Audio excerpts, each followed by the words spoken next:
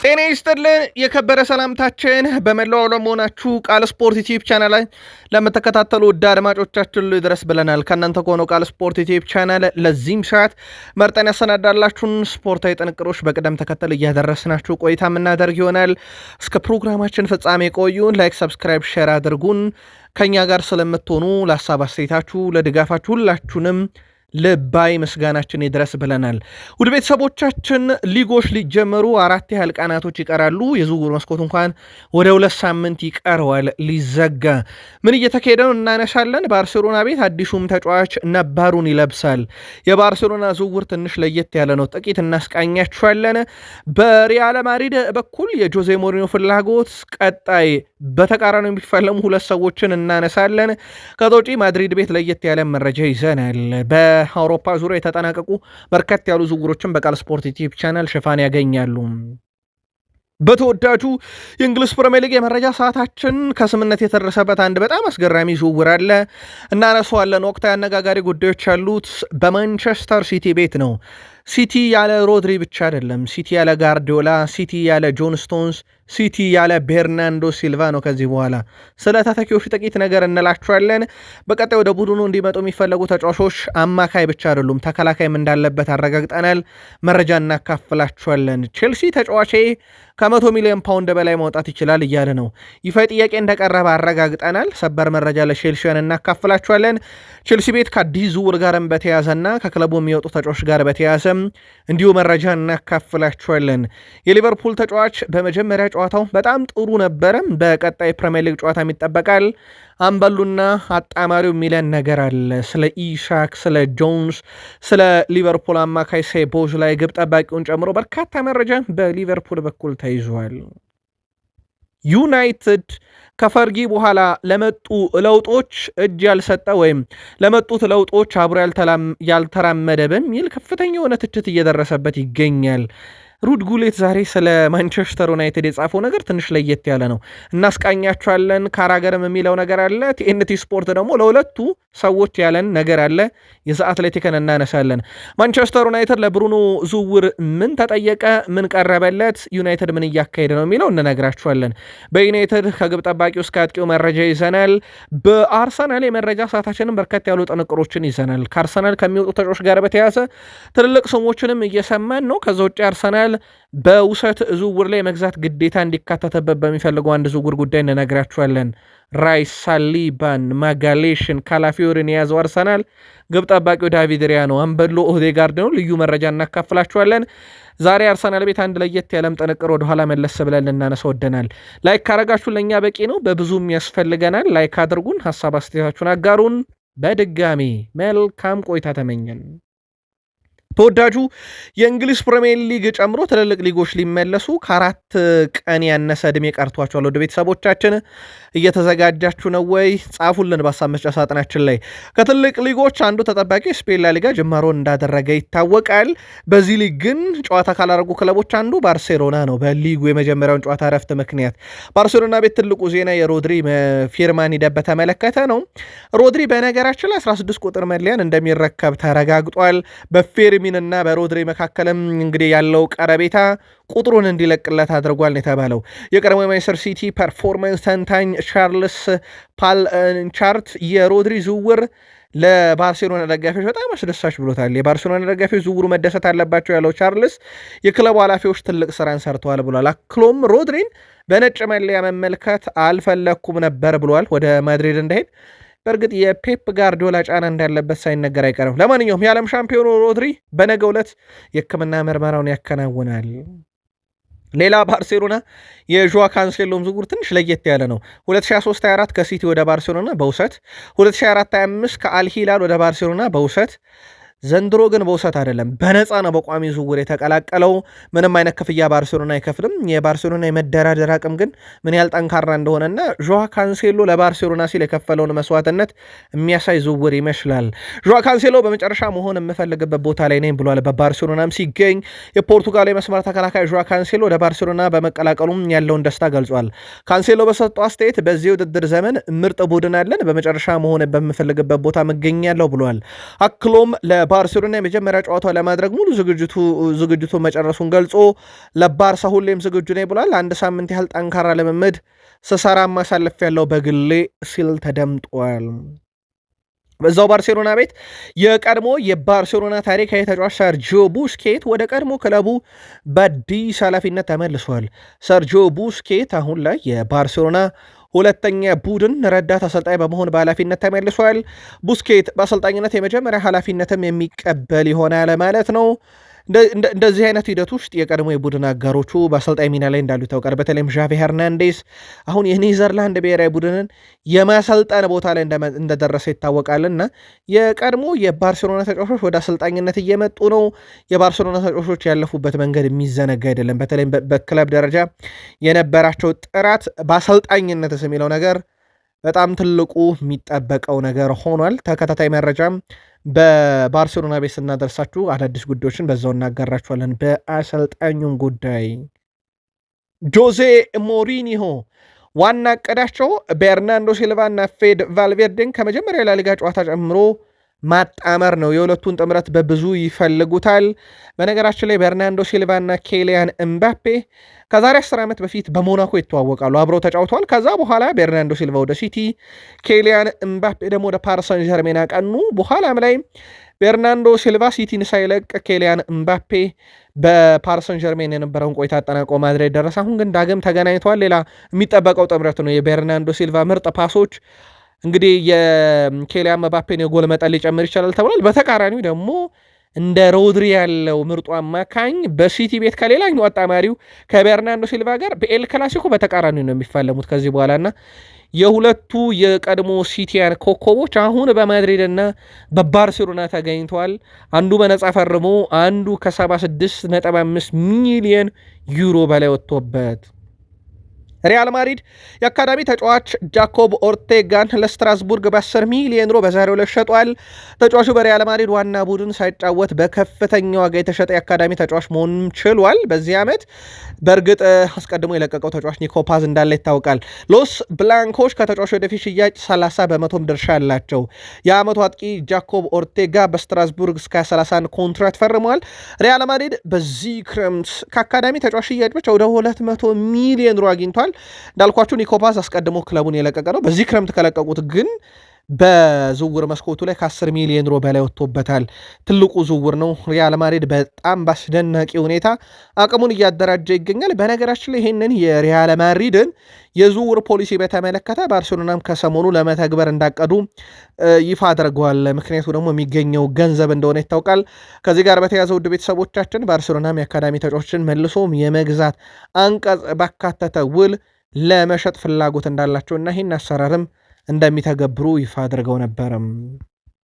ኤስ ሚላን ደረሰው። ውድ ቤተሰቦቻችን በጣሊያን ሴሪ ኤ ኤስ ሚላን በጣም ደካማ የውድድር ዓመታትን በተከታታይ ካሳለፈ በኋላ አሰልጣኝ ሩበን አሞሪም ሾሟል። በተከታታይ ጨዋታ እሳቸውን በአቋም መፈተሻ ጨዋታ ከተሸነፉ በኋላ የቀድሞ ክለባቸውን ዩናይትድን 4-2 ረትተው በዚህ ሳምንት ትልቅ ሙገሳ እንዳገኙ ይታወቃል ከሚዲያው ዘንድ። አሁን ደግሞ እዚህ ቡድናቸው ላይ አንድ ተጫዋች ጨምሯል። ኤስ ሚላን ዲያጎ ሞሬራን ከስትራስቡርግ ለመስፈረም ከስምነት ደርሷል። 50 ሚሊዮን ዩሮ እና እየታየ የሚጨመር ገንዘብ ያካትታል። ተጫዋቹ ኤሲ ሚላን ብቻ መፈለጉን ተከትሎ ነው እንግዲህ ከሌሎች ክለቦች የቀረበለትን ጥያቄ ውድቅ ያደረገው። ጆርግ ሜንዴስ ይህን ዝውውር በበላይነት መርቶታል ነው የተባለው። ተጫዋቹ ሁሉንም ነገር አስቀድሞ ተስማምቷል። በግል ጉዳይ የሕክምና ምርመራውንም ለማድረግ በሚቀጥሉት 24 ሰዓታት ውስጥ በኤስ ሚላን እንደሚገኝም እንዲሁ ተረጋግጧል። ሉዊስ ኤንሪኬ በዚህ ሳምንት ዋንጫ አጡ።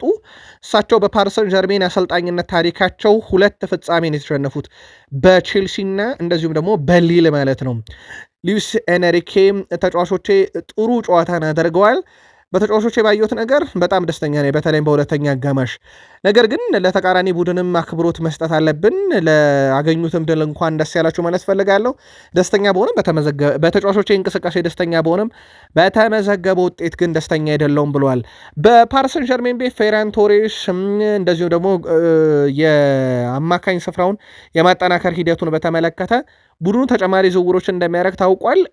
በቡድኑ ደግሞ እንደ ብራድላይ ባርኮላ እና መባ ያሉ ተጫዋቾች መውጫው በር ላይ ቆሙ ናቸው። ይህ ሳምንት በፓሪሰን ዠርሜን ቤት በተቀሩት ቀናት ውስጥ ትልልቅ ስንብቶችን ደግሞ በተቃራኒው የምንሰማበት ሳምንት ይሆናል ተብሎ እንደዚሁ እየተጠበቀም ይገኛል። ቃል ስፖርት ላይ ናችሁ ውዶቻችን። የተመራረጡ ስፖርታዊ ጥንቅሮችን እያጋራናችሁ እንገኛለን። ከተወዳጁ የእንግሊዝ ፕሪሚየር ሊግ ብቻ ወዳገኘናቸው የዕለቱ ጥንቅሮቻችን ሻገር። በፕሪሚየር ሊግ መረጃችን አብራችሁን ስትሆኑ ግን ላይክ፣ ሰብስክራይብ እና ሼር ማድረግ እንዳይረሳ። ዛሬ በጣም ያልተጠበቀው ዝውውር ከአስቶን ቪላ ኤሜሊያኖ ማርቲኔዝን ዝውውር ያቋረጠው ዩቬንቱስ በፍጥነት ሌላ ተጫዋች ለማስፈረም ተስማምቷል። በጣም ያልተጠበቀ ነው። ዩቬንቱስ የተስማማው ጉሌልሞ ቪካዮሪን ከስፐርስ ለማስፈረም ነው። የውሰት ውል ነው በነገራችን ላይ የመግዛት አማራጭ ያካቷል፣ ግን ግዴታ አይደለም። ዩቬንቱስ በተጫዋቹ በኩል ሙሉ ደሞዙን ይከፍላል እስከ 27 ጁን ድረስ። ቪካዮሪ የዩቬንቱስን ጥያቄ እና የውሰት ጥያቄ ተቀብሏል። በዝውውር መስኮቱ ላይ በጣም ያልተጠበቀም ነበረ። በነገራችን ላይ ጉሌልሞ ቪካዮሪ ገና 29 ዓመቱ ነው። ለግብ ጠባቂ ብዙ የከፋ የሚባል ዕድሜ አይደለም። የ10 ሚሊዮን ዩሮ የመግዛት አማራጮች ተካቷል። ዲማርጆ አረጋግጦታል። ዛሬ በጣም ትልቁና አነጋጋሪው ጉዳይ ነው የኤሜሊያኖ ማርቲኔዝ ዝውውር ነበር። በዚህን ያክል ደረጃ ሲጠበቅ የነበረው ማንቸስተር ሲቲ ፔፕ ጋርዲዮላን አጥቷል። ትልቁን ሰው አጥቷል። ሮድሪን አጥቷል። በርናንዶ ሲልቫን አጥቷል። ጆን ስቶንስን አጥቷል። ቡድን ውስጥ በጣም ትልልቅ የሚባሉ ግዙፍ ስሞች አሁን ሲቲ ቤት የሉም። በነገራችን ላይ አሁን አንድ መረጃ እያየው ነበረ። በሲቲ በኩል ባየር ሙኒክ ኤርሊንግ ብሮት ሃላንድን የሃሪኬን ተተኪም አድርጎ የማስፈረም እቅድ ያለው የኖርዌይ አጥቂ አስደናቂ ብቃት ይታወቃል። ከሰሞኑ ግን ኤንዞ ማሬስካ እሱን የተጠቀሙበት መንገድ እና ስለሱ ያላቸው ነገር ምናልባት ገና በአንድ ጨዋታ ለመገምገም መቸኮል ቢሆንም ጥቂት ነገር ግን አይተነበታል። በሲቲ ጨዋታ ቀይረው ሲያስወጡ በርካቶች ደንግጧል። ሲቲ በቶታል ዶሚኔሽን አይደለም የተወሰደበት፣ በአርሰናል በጣም ቁልፍ በሚባሉ ነገሮች ነው ብልጫ የተወሰደበት። በእርግጥ አርሰናል በጣም የተደራጀ ቡድን ነው። ሚኬል አርቴታ እዚህ ቡድን ውስጥ ረጅም ጊዜ ቆይተዋል። የአርሰናል ጥንካሬ የሚካድ አይደለም። ግን ሲቲ በዛን ያክል ደረጃ ወጣ ያለና ደካማ ቡድን የሚመስል ነገር አልታየንበትም። ግን ሃላንድን ቀይረው ሲያስወጡ በርካቶች ጥርጣሬ እንዲገባቸው ያደረጉ የመሃል ሜዳው መሳሳትም እንደነበረ ነው። ለማንኛውም ምናልባት ከግዙፎቹ ስም ጋርዲዮላ፣ ሮድሪ፣ ስቶንስ፣ ቤርናንዶ ሲልቫ ቀጥሎ ምናልባት በዚህ ክረምትም ባይሆን ቀጣይ ግን የሃላንድም ነገር ሲቲ ቤት ያሰጋል። በማንቸስተር ሲቲ በኩል ያው በዚህ ሳምንት ይፈጽሙታል ተብሎ የሚጠበቀው የአዮብ ቧዲ ዝውውር ስለሆነ ጥቂት ነገር እንበላችሁ። ስለዚህ አማካኝ በነገራችን ላይ ምናልባት የሮድሪ ተተኪ ብሎ መግለጽ አዮብ ቧዲ ወደ ሲቲ ሲመጣ ጫና መፍጠር ነው የሚሆነው። ፈጽሞ የሚገናኙ ተጫዋቾች አይደሉም። በእድሜም በእግር ኳስ ሕይወት ታሪካቸውም በጥራትም ደረጃ ለንጽጽር የሚቀርቡ አይደሉም። ምናልባት አንድ በጣም አስገራሚ ንጻሬ እንንገራችሁ። ቧዲ ስኬታማ ኳስ የማቀበል ንጻሬው በ90 ደቂቃ 34 በመቶ ነው።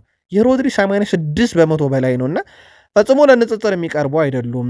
ኳስን በማቋረጥና በድሪብል ስኬት ብቻ አዮብ ቧዲ በጣም የተሻለ ነው። ግን በዛ ሳይሆን በአጠቃላይ ቁጥራዊ ግምገማዎች ብናደርግበት በጣም የተሻለው ተጫዋች ሮድሪ ነው እና ለንጽጽር የሚቀርብ አይደለም። ምናልባት ሮድሪን መተካት በሲቲ ቤት በጣም ከባድ የሚያደርገውም አንዱ ይሄ ነው።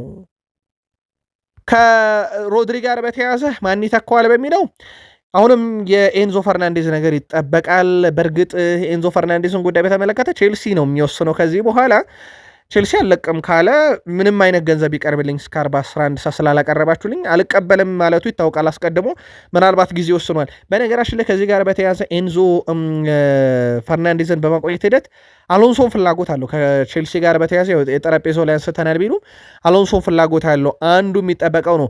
ሌላ ወደ ሲቲ እንዲያቀና ወይም በሲቲ ሲፈለግ ያለው የቼልሲ ተጫዋች ደግሞ ማሎ ጉስቶ ነው። ይሄ ተጫዋች በድጋሜ በሲቲ ዝርዝር ውስጥ እንዳለ አረጋግጠናል። ነገር ግን ይህን ፈረንሳይ ተጫዋች ሲቲዝኖች ለማስፈረም ከቼልሲ የተለጠፈበትን ዋጋ ቅናሽ አሁንም እየተጠባበቁ ይገኛሉ። ቼልሲ ቤት ዛሬ ትልቁ መረጃ ለዦዋ ፔድሮ ከ100 ሚሊዮን ፓውንድ በላይ ይገባዋል የሚል ነው። የቼልሲ ቦርድ አሁን ባለው የተጫዋቾች የዝውውር ገበያ ወቅታዊ ሁኔታ ዦዋ ፔድሮ ከ100 ሚሊዮን ፓውንድ በላይ ወጪ የሚያስወጣ ተጫዋች ነው የሚል እምነት እንዳላቸው ተረጋግጧል። ከዚህ ጋር በተያያዘ ለቼልሲ ደጋፊዎች አንድ ሰበር መረጃ እንንገራችሁ። በዦዋ ፔድሮ ጉዳይ ላይ አልሂላሎች ከቼልሲ ጋር በቀጥታ ድርድር ለማድረግ ቀጠሮ ይዘዋል። የተረጋገጠ ነው። በዚህ ሳምንት እንደሆነ አረጋግጠናል። ነገር ግን ሰበሩ ዜና ለፔድሮ ኔቶ ሳምንታዊ ደሞዙን፣ ጥቅማ ጥቅሙን፣ ኮንትራቱን ሙሉ ለወኪሉ አቀርበውለታል። ስለዚህ ለተጫዋቹ በጣም ጠቀም ያለና ሊያስማማው የሚችል ትልቅ ፕሮጀክት በአልሂላል በኩል ቀርቧል። ተጫዋቹ ምላሹን እንነግራችኋለን አጣርተን። ከቼልሲ ጋር በዚህ ሳምንት ድርድር የሚደረገው የተጫዋቹ ፍላጎት ከታየ ነው በጣም ትልቅ ገንዘብ እንደሚሆን እየተጠበቀ ነው። ለሚዲያ ግን ይፋ አላደረጉትም አልሂላሎች ምን ያህል ለተጫዋቹ እንዳቀረቡ። ቼልሲ በዝውውር መስኮቱ ላይ ሊያመጣቸው የሚችላቸው ተጫዋቾች ደግሞ በዛው ልክ ይጠበቃሉ። የሞርጋን ጊብስ ዋይት ጉዳይ ይጠበቃል። በነገራችን ላይ ኤንዞ ፈርናንዴስ ክለቡን የሚለቅ ከሆነ ሞርጋን ጊብስ ዋይት በትልቁ የሚጠበቀው ተጫዋች ነው። ኖቲንግሃም ፎረስቶች በዚህ ክረምት የመሸጥ ምንም አይነት ፍላጎት እንደሌላቸው አረጋግጠዋል። ግን ቼልሲዎች ሙከራ ያደርጋሉ ተብሏል ኤንዞ ፈርናንዴዝን ካጡ። ሌላው የአሌክስ ስኮትም ጉዳይ ይጠበቃል። ስለዚህ ቼልሲ ቤት ትልልቅ ስሞችን ልንሰማ እንችላለን። በእርግጥ አስቀድሞ እንደ ሞርጋን ሮጀርስ ያለ ትልቅ ተጫዋች ወደ ቡድኑ እንደመጣ እናስታውሳለን። ሌሎችም ግን ይጠበቃሉ። ሞርጋን ሮጀርስ ቼልሲ ሻምፒዮንስ ሊግ ዋንጫን ሲያሸንፍ እያየውን ያደግኩት እዚህ ታላቅ ክለብ ውስጥ በመሆኔም ደስተኛ ነኝ። ቼልሲ ዋንጫዎችን በድጋሚ ለማሸነፍ መፎካከር የሚችል ክለብም ነው አቅምም አለው እያለ ነው። ምናልባት ለቃል ስፖርት ዩቲዩብ ቻናል ለቼልሲ ቤተሰቦቻችን የኤንዞ ፈርናንዴዝ መልቀቅ የቀጣይ ዓመት እቅዳችሁ ላይ ትልቅ ለውጥ የሚያመጣ ነው ብላችሁ ታስባላችሁ ወይ? ምልከታችሁን አጋሩን። ሞርጋን ሮጀርስ በጣም ጥሩ ቡድን አለን ጠብቁን እያለ ይገኛል። የሊያም ዴላፕና የኒኮላስ ጃክሰንን ሽያጭ በተመለከተ ቼልሲዎች አጥቂዎቹን ሁለቱንም ለመሸጥ ክፍት እንደሆኑ ይታወቃል። ሁለቱም አጥቂዎች ቼልሲ ከሪያል ሶሲዳድ ጋር ባረገ የቅድመ ውድድር ዘመን ጨዋታ ስብስብ ውስጥ ጭምር እንዳልተካተቱ ይታወቃል።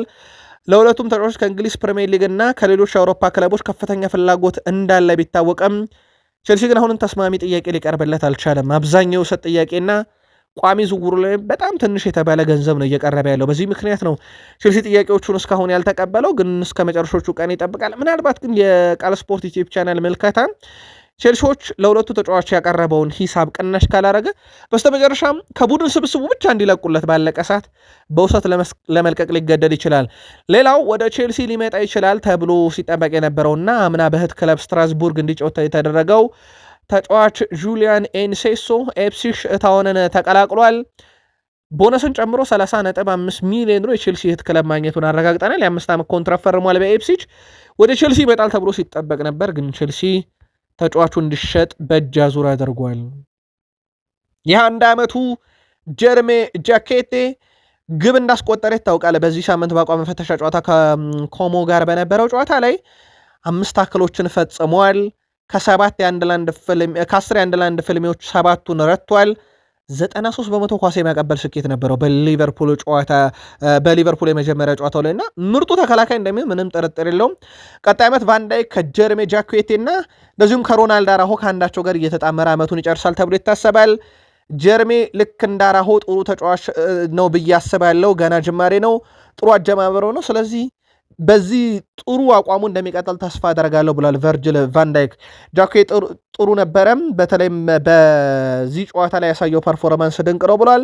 አሁን ተጫዋቹ የማገገም ሂደቱን አጠናክሮ ቀጥሎ በሙሉ አቁሙ ላይ ሲገኝ ለእኛ በጣም ጠቃሚ ተጫዋችም ይሆናል ሲል ሮናልድ አራሆን በተመሳይ ያለው ልምድ እኛን በብዙ ያግዘናል ብሏል ቨርጅል ቫንዳይክ። በሊቨርፑል ምናልባት ሌላ በጣም ሊያግዛቸው የሚችለው ተጫዋች ኢሳክ ነው። ኢሳክ ባለፈው ውድድር ዓመት አንዱ ትልቁ ችግር የቅድመ ውድድር ዝግጅትን አይደለም ከሊቨርፑል ጋር ከኒካስል ጋር አላረገም። ምክንያቱ ጸብ ስለነበረ ወደ ሊቨርፑል ልቀቁኝ በሚል አላረገም ነበረ። ወደ ሊቨርፑልም ሲመጣ ያለ ፕሪሲዝን ነበረ ክለቡን የተቀላቀለው። ከዛ በኋላ አመቱ ጥሩ እንዳልነበረ ይታወቃል። ዘንድሮ ግን የፕሪሲዝን አካል ነበር። ሌላው ሴቦዝ ላይ በምርጥ ብቃቱ ላይ አምና አጠናቋል። ዘንድሮም በነገራችን ላይ በአዲሱ አሰልጣኝ ኤራ ኦላ ስር ገና የውድድር ዓመቱ ሳይጀምር በቅድመ ውድድር ዝግጅት ብቻ ከሊቨርፑልያን በርካታ ጨዋታን በማድረግ ቀድሜውን ወስዷል። ከተጫዋች ፍሪፖንግ ሁለተኛ ነው። ግብ ጠባቂ ማማርዳሽቬሊ ቁጥር 1 ሆኖ እንደማይቀጥል ይታወቃል። አሊሰን ቤከር ስላለ ግን የዶሚኒክ ሴፖዝ ላይ ሚና በሚቀጥለው የውድድር ዓመት በትልቁ የሚጠበቅ ተጫዋች እንደሆነ ምንም ጥያቄ የለውም። ጆንስ ክለቡን ከለቀቀ በሊቨርፑል በኩል ማን ተተኪ ሆኖ ይመጣል በ6 ቁጥር ቦታ ላይ የሚለው በትልቁ ይጠበቃል። ግን አሁን እየወጡ ባሉ መረጃዎች በተለይም ዴቪድ ሊንች ይዞት በወጣው መረጃ ሊቨርፑሎች ካርትስ ጆንስን ከለቀቁ እንኳን ሌላ አማካይ ላይ ያመጡ ይችላሉ የሚል መረጃ በስፋት እየወጣ ነው። ባሉት ተጫዋቾች የመቀጠል ፍላጎት አላቸው ተብሏል በሊቨርፑል በኩል። ሌላው ሊቨርፑሎች አሊሰንን ቤከርን በተመለከተም የአሊሰን ቤከር በነገራችን ወደ ዩቬንቱስ ማምራት በግል ከስምነት የደረሰበት ነበረ። ከዩቬንቱስ ጋር በጥቅማጥቅም በሁሉም ነገር ተስማምተው ነበር። ሊቨርፑሎች ግን ተጫዋቹን በመጀመሪያ ሊለቁ ፈቃደኛ ነበሩ። በኋላም ላይ ግን በአሰልጣኝ ለውጥና ሳላ መልቀቅ ምክንያት በአዲሱ ውድድር ዘመን ሊፈጠር የሚችለውን ጫና ለመቋቋም አሊሰንና ቫንዳይክን ማቆየት እንደ አስገዳጅ ሁኔታ ካዩ በኋላ በክለቡ እንዲቆዩ እንዳደረጓቸው ይታወቃል።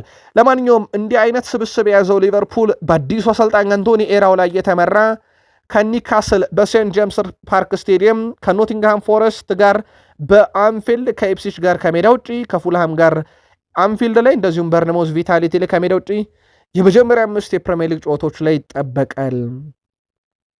የቀድሞ የሊቨርፑል ተጫዋች ጄሚ ካራገር በሊቨርፑል ኃያልነት ላይ አሁን ምንም ጥርጥር የለኝም፣ በሚቀጥለውም የውድድር ዓመት አንዳች ሰርፕራይዝ የሚያደርግ ወይም አንዳች ለየት ያለ ነገር እየጠበኩ ነው ከዚህ ቡድን ላይ ብሏል። ሊቨርፑል አሁንም ትልቁ ክለብ ነው በእንግሊዝ ውስጥ። ሊቨርፑልና ማንቸስተር ዩናይትድ ናቸው ትልቅ። በጨዋታም ደረጃ የሊቨርፑልና የሲቲ ሳይሆን የሊቨርፑልና ዩናይትድ ጨዋታ ነው እያለ ነው። ትልቁ ጨዋታ በታሪክ ሊቨርፑልና ማንቸስተር ዩናይትድ አሁንም ትልቆቹ የሀገሪቱ ክለቦች ናቸው። ይሄ ይቀየራል ብዬ አልጠብቅም እያለ ነው ጄሚ ካራገር በዛው በግል በማንቸስተር ዩናይትድ ዙሪያ በርካታ ሀሳቦችን አጋርቷል። እንደ አጠቃላይ ሊቨርፑልን እንደሚጠብቅ የሀገሪቷ ትልቅ ክለቦች ሊቨርፑልና ዩናይትድ መሆናቸውንም በጠቀሰበት ሀሳቡ ላይ ከዚህ ጋር በተያያዘ እሱ ስለ ዩናይትድ ያነሳል። እኔ በግል ማይክል ካሪክ ሻምፒዮንስ ሊግ ወይም ፕሪሚየር ሊግ ለማሸነፍ የሚያስችል አይነት ልዩነት ያለው ብቃት አሰልጣኝ ነው ብዬ በዩናይትድ አልጠብቅም ብሏል። ማይክል ካሪክ ከማንቸስተር ዩናይትድ ጋር ሊጉን ወይም ሻምፒዮንስ ሊጉን የማንሳት እድል የለውም፣ ነገር ግን በጣም ጥሩ ስራ መስራቱን አልክድም ብሏል። ጄሚ ካራገር ጥሩ የውድድር ዘመን በማሳለፍ ከሱ በኋላ የሻምፒዮንስ ሊግ የማሸነፍ የሚችል አሰልጣኝ ለማምጣት የሚያስችል ምቹ ቦታ በዩናይትድ ግን ሊፈጥር ይችላል እያለ ይገኛል። ከዚህ ጋር በተያያዘ ሩድ ጉሌት አንድ ነገር ይናገራል። ምናልባት የዩናይትድ ደጋፊዎች እቺን መልከት አገላኩልን። የሩድ ጉሌትን እንገራችሁ። ማንቸስተር ዩናይትድ አሁንም እየኖረ ያለው ባለፈ ህይወቱ ላይ ነው። ማንቸስተር ዩናይትድ ከፈርጊ በኋላ ዘመናዊ እግር ኳስን መቀበል ያልቻለ ብሎታል። ማንቸስተር ዩናይትድ ከዘመኑ ጋር አልተለወጠም ብሏል። እንደ ሊቨርፑልና እንደ ማንቸስተር ሲቲ ያሉ ክለቦች ዘመኑ የሚመጥነውን አይነት ነገር እያደረጉ ስለሆነ በርካታ ቁልፍ ተጫዋቾችን ባለፉት 15 ዓመታት ሲያስፈርሙ ነበር። ዩናይትድ ግን ከፈርጉሰን በኋላ ዘመናዊ እግር ኳስን መላመድ አልቻለም። ዘመኑ የሚፈልገውን ነገር እያደረገ አይደለም። አሁንም በዛው የፈርጊን ታክቲክ ለመድገም እየሞከረ ነው። ዘመኑ የፈለገውን ነገር መላመድ ያቃተው ዩናይትድ ተቸግሯል እያለ ነው። ይሄ የሩድ ጉሌት ምልከታ ነው። የቃል ስፖርት ዩቲዩብ ቻናል የዩናይትድ ቤተሰቦች ግን ምልከታችሁን ላኩልን። ከዚህ ጋር በተያያዘ ውድ ቤተሰቦቻችን ምናልባት ካሪክ ዩናይትድን ለፕሪሚየር ሊግ ለሻምፒዮንስ ሊግ ለማብቃት እጠራጠረዋለሁ እያለ ነበረ። ጄሚ ካራገር ጥሩ ስራ መስራቱን ባደንቅም ከሚለው ሀሳቡ ስር ማለት ነው። በነገራችን ላይ አንድም የፕሪሚየር ሊግ ክለብ በማንቸስተር ዩናይትድ ካሪክ መጥቶ የሰበሰበውን የፕሪሚየር ሊግ ነጥብ ያክል ከካሪክ ሹመት በኋላ የሰበሰበ የፕሪሚየር ሊግ ክለብ የለም። ካሪክ በዩናይትድ በ17 ጨዋታ 39 ነጥብ ሰብስቧል። ከዚህ የጨዋታ ቁጥር እኩል ነጥብ የሰበሰበ ክለብ ቢኖር እንጂ የበለጠ ክለብ የለም። ስለዚህ በካሪክ ስር ዩናይትድ መሻሻሉን ማሳያ ነው። ከዛ ውጪ አትሌቲክ ማንቸስተር ዩናይትድ በሚቀጥለው የውድድር ዓመት አሁን ካለው ስብስብ ከካሪክ ወቅታዊ አቋም ወይም ፐርፎርማንስ ወይም ምርጥ አሰልጣኝነት ጋር አያይዞ እንደ አጠቃላይ ዩናይትድ 4ኛ ሆኖ ይጨርሳል ብሏል። አርሰናል 1ኛ፣ ሲቲ 2ኛ፣ ቼልሲ 3ኛ፣ ዩናይትድ 4ኛ፣ ሊቨርፑልን 5ኛ አስቀምጧል። ማንቸስተር ዩናይትድ የዝውውር ቀነ ገደቡ ከመጠናቀቁ በፊት ከበርካታ ክለቦች ለብሩኖ ጥያቄ እንደሚቀርብ አውቀዋል። አንዱ ጋላታሳራይ ነው በነገራችን ላይ ሁኔታዎችን እየቃኘ የሚገኘው። እናም በማንቸስተር ዩናይትድ በኩል በቀሩት የዝውውር ቀናቶች ውስጥ ብሩኖን ስለመሸጥ ሳይሆን ብሩኖን ኮንትራት ስለማስፈረም ብቻ እቅዳቸው ያነው ተብሏል። በነገራችን ላይ ጋላታሳራይ ጨምሮ ሌሎች የብሩኖ ፈላጊ ይሆናሉ የተባሉ የቱርክና የሳውዲ አረቢያ ክለቦች ለብሩኖ አማላይ ሳምንታዊ ደሞዝ የማቅረብ እቅድ አላቸው። ዩናይትድ 400,000 ፓውንድ ሳምንታዊ ደሞዝ ጠረጴዛው ላይ አስቀምጦለታል። በእርግጥ የብሩኖ ጉዳይ ደሞዝ ጋር የተያዘ ብቻ እንዳልሆነ በርካቶች ያነሳሉ። ዋና የብሩኖ ጉዳይ ከክለቡ ማንቸስተር ዩናይትድ ጋር ዋንጫ ማንሳት ነው። ለዛም ይሁን ቡድን እስከተገነባ ድረስ በዩናይትድ የመቆየት ፍላጎት አለው የሚለው የተረጋገጠው ጉዳይ ነው። የቀድሞ የማንቸስተር ዩናይትድ ታሪካዊ ተጫዋች ፓውል ስኮልስ ማንቸስተር ዩናይትድ የተሻለ ተከላካይ እንደሚያስፈልገው ጠቁሟል። ማንቸስተር ዩናይትድ የተሻለ ተከላካይ ያስፈልገዋል፣ አሁን ያለው የተከላካይ ክፍል ለሊጉ በቂ አይደለም ብሏል። አስተማማኝ ተከላካይ አስፈላጊ መሆኑን ያነሳው ስኮልስ ማጓየር የጡንቻ ችግር ይገጥመው ጀምሯል። ማርቲኔዝ የአካል ብቃቱን መቆጣጠር አይችልም፣ ብቁ ከሆነ ጥሩ ተጫዋች ነው። እንደ ማቲያስ ዴላይት ያለ ተጫዋች ጭራሽ ከጉዳት ጋር የሚታገል ነው። ይሄንን አይነት የተከላካይ ክፍል ይዞ ስለ ትልቅ ነገር ማሰብ በጣም ይከብዳልና ማንቸስተር ዩናይትድ እንዲህ አይነት የጉዳት ታሪካቸው የበዛ ተከላካዮችን ይዞ ትልቅ ነገር ማሰብ ስለማይችል በተቀሩት የዝውውር መስኮቱ ቀናት ከ6 ቁጥር ተጫዋች ፍለጋ ባልተናነሰ የተከላካይ ክፍሉ መጠናከር አለበት የሚል ምልከታን አጋርቷል። ምናልባት የ6 ቁጥር ነገርና አማካኝ ክፍልን ካነሳን ከማንቸስተር ዩናይትድ የመጀመሪያ የፕሪሚየር ሊግ ጨዋታ በፊት አሁን ያለው የአማካኝ ስፍራ አጥቂ አማካኝ ጨምሮ ቴሌማን ሳንቶስ፣ ማይኖ ፈርናንዴዝ፣ ማውንት ናቸው። ያው ኡጋርቴ ተጎድቷል። ማውንትን በእርግጥ አለ ለማለት ይቸግራል።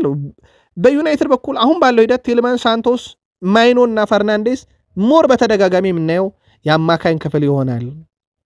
ራሽፈርድን በተመለከተ ማርከስ ራሽፈርድን በተመለከተ ያው በዩናይትድ የመቆየት እድሉ አሁንም ከፍ ያለ ነው። አሰልጣኝ ካሪክ በተጫዋቹ ላይ እምነት ስላላቸውና ቦርዱን ስላሳመኑ የተስማሙት ነገር ጥሩ ገዢ ከመጣና ራሽፎርድ ከፈለገ እንለቀዋለን ነው። አሁን ከዚህ ጋር በተያያዘ ቲም ቶክ አንድ መረጃ ይዞ ወጥቷል። ባርሴሎናዎች በማንቸስተር ዩናይትድ የቀረበላቸውን ገንዘብ ዳግም ከፍለው ተጫዋቹን ወደ ካምፕኑ ሊመልሱ የሚችሉበት በጣም ሰፊ እድል አለ የሚል መረጃ ቲም ቶክ ይዞ ወጥቷል።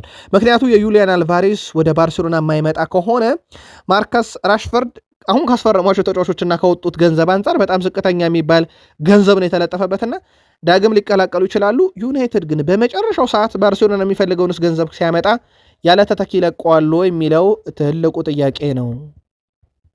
በዩናይትድ በኩል የፕሪሚየር ሊግ የመክፈቻ ጨዋታቸውን ቅዳሜ ምሳ ሰዓት የፊታችን ቅዳሜ ማለት ነው በምሳ ሰዓት ከሜዳቸው ውጭ ያደርጋሉ። ማንቸስተር ዩናይትድ ከሜዳቸው ውጭ በማቅናት የሚያደርጉት የመጀመሪያው የፕሪሚየር ሊግ ጨዋታ ምናልባት 3ኛውን መለያቸውን አድርገው ይጀምራሉ።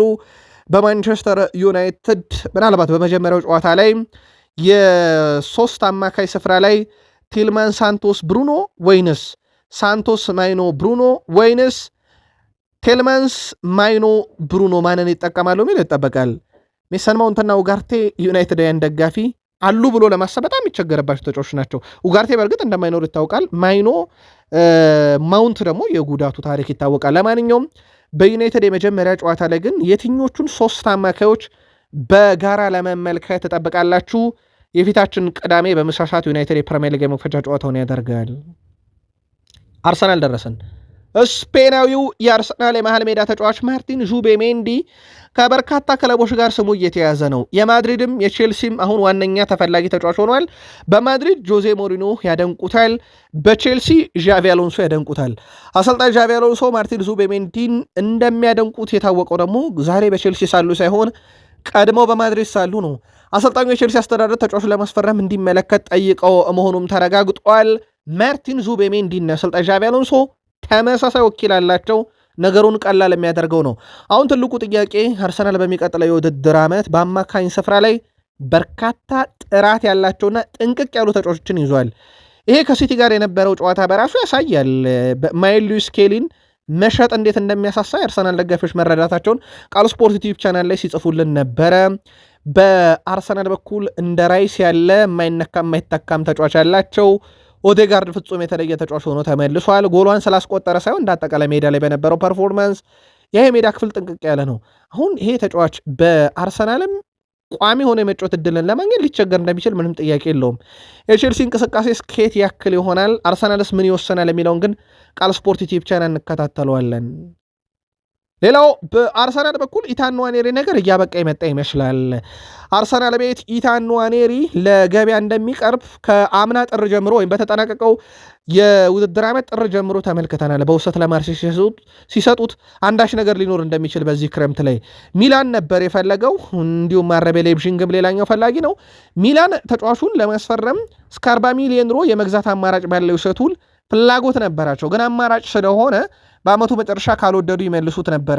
አርሰናል ግን የመግዛት ግዴታ ከሌለው በስተቀር በውሰት የመስጠት አሁን ላይ ፍላጎት የላቸውም። ሚላን አሁንም ፍላጎት እንዳለውና ለአርሰናል የተሻለ ሊባል የሚችል ሌሎች ጥያቄዎችን ለማቅረብ እቅድ አለው ተብሏል።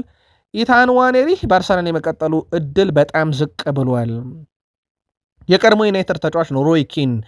በአርሰናል ያሉ ኮከቦችን በተለየ መንገድ ያደንቃቸዋል። ትልቅ ክለቦች ራይስን፣ ሳሊባን፣ ጋብርኤል ማጋሌሽን፣ ካላፊዮርን ማስፈረም ይፈልጋል። ሆኖም ይላል እነኚህን ተጫዋቾች ማስፈረም ጉዳዩ ከገንዘብ ጋር የተያዘ ጉዳይ ብቻ አይደለም። እነኚህ ተጫዋቾች በአርሰናል እየተጫወቱ ያሉት እንደ ቤተሰብ ነው እንጂ የሆነ ደሞዝ ተከፋይ ሆኖ እየተጫወቱ አይመስሉም እና እነኚህን ተጫዋቾች ማግኘት ለሁሉም ክለብ አስፈላጊ ነው እያለ ነውና ራይስ፣ ሳሊባ፣ ጋብርኤል ማጋሌሽ፣ ካላፊዮሪን በጣም እንዳደነቃቸው ተናግሯል። በአርሰናል ቤት ባየው ነገር አርሰናል ቤትም ቀጣይ ከሚጠበቁ ተጫዋቾች ውስጥ ነው።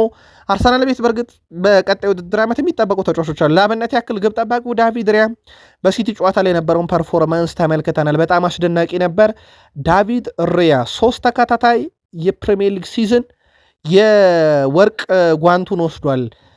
ከፍተኛ ክሊንሺትን በማስመዝገብ ዘንድሮ ለ4ኛ ጊዜ ካደረገው በፕሪሚየር ሊግ ታሪክ የመጀመሪያው ተጫዋች እንደሚሆን ይታወቃል። ሚኬል አርቴታ በኦዴጋርድ በጣም ደስተኛ መሆናቸውን ተናግሯል። ካስታወሳቸው በዚህ ክረምት ሊለቅ ይችላል የሚሉ መረጃዎች ሲወጡ ነበረ። ከዚህ ጋር በተያያዘ ታዲያ ውድ ቤተሰቦቻችን እሳቸው ተጫዋቹ ምርጥ ከሆነ በሱ ዙሪያ ያሉት ተጫዋቾች ምርጥ ከሆኑ እመኑን በሚቀጥለው የውድድር ዓመት የውጤት ለውጥ መሐንዲሳችን ኦዴጋርድ ይሆናል እያለ ነው ሚኬል አርቴታ። ምንም ጥያቄ የለውም። በሲቲው ጨዋታ ላይ ኦዴጋርድ የቀድሞ ፎርሙ ላይ እንደተመለሰ በደንብ የተመለከትንበት ነበረ። ከዛ ውጪ በአርሰናል በኩል ከሰሞኑ ጥያቄ ያስነሳው የቪክተር ዮኬሬሽ ጉዳይ በሲቲ ጨዋታ ላይ 14 ደቂቃ ነው የጫወቱት። እሳቸው ከሃቨርዝን ስለተጠቀሙ 3 ጊዜ ኳስ ነካ፣ ከ2 ኳስ የመቀበል ሂደት አንዱ ተሳካ፣ 2 ጊዜ ኳስ ተነጠቀ። ምንም ሙከራ አላረገም። የተጫወተውም ደቂቃ ትንሽ ነው።